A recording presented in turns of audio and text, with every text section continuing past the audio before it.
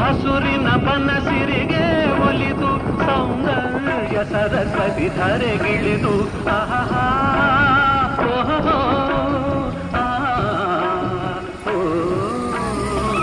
ಹರಿಯುವ ನದಿಯಲ್ಲಿ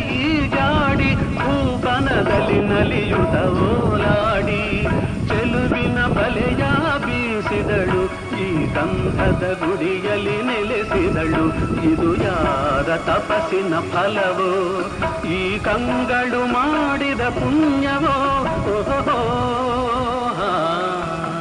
ನಾವಾಡುವ ನುಡಿಯೇ ಕನ್ನಡ ನುಡಿ ನಾವಿರುವ ತಾಣವೇ ಗಂಧದ ಗುಡಿ ಅಂದದ ಗುಡಿ ಗಂಧದ ಗುಡಿ